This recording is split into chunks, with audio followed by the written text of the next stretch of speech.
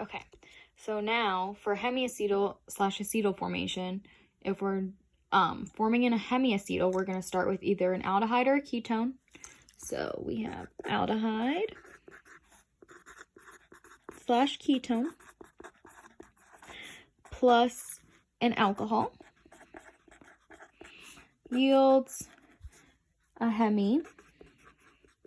And then if we do hemi plus alk, we get an acetal. So that is the basic overall principle. So let's do an example. So let's start with an aldehyde. So we'll just do a simple aldehyde. So we have our carbonyl here, an R group, and a hydrogen. So that's an aldehyde.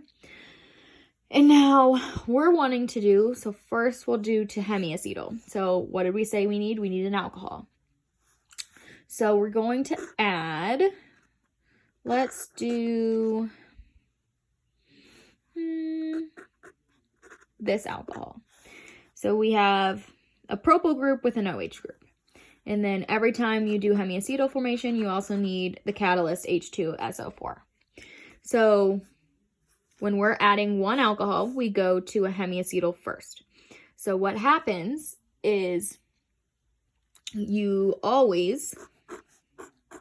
going to break this double bonded O and make it an OH. And this hydrogen becomes an OR group. So we're going to take the oxygen from here and this R group. So if it helps to think, this is what's getting added. So we're going to add this O with 1, 2, 3 carbons coming off of it. So 1, 2, 3. So this is a hemiacetal because we have this OH group. So when you have an OH group and an ester, so this ester is an oxygen with 2 R groups, or an ether, sorry, an ether. So when you have an ether and an OH group, that is a hemiacetal. So then we want to make an acetal. So we're going to add, again, do a second round of the same reaction. So we're going to add another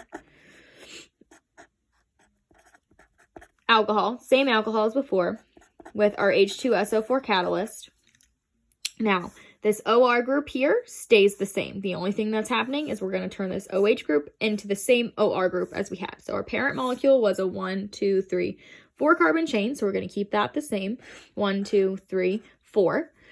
And then we're going to keep this oxygen with the propyl group on it the same. So meth F prop. And then instead of having this OH group, we're going to have another OR group. So we're going to have this O in the R group. So this is what we're adding again.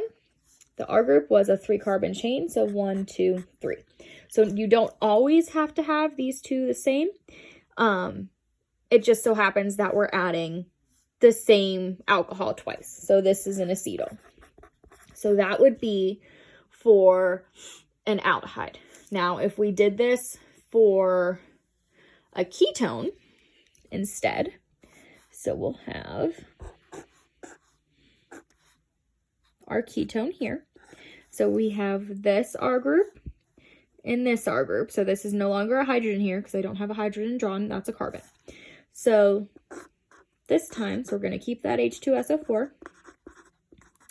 And let's add this alcohol. So we have an OH group with a 3 carbon chain and a methyl going off of it. So if we're going to add 1, again, we're going to turn this double bonded oxygen into an OH group first. So our parent stays the same, that 4 carbon or 5 carbon chain. That double bonded oxygen becomes an OH. And then we're adding this OR group. So you want to keep this carbon here. So this methyl needs to stay there because we had a ketone. That was not a hydrogen.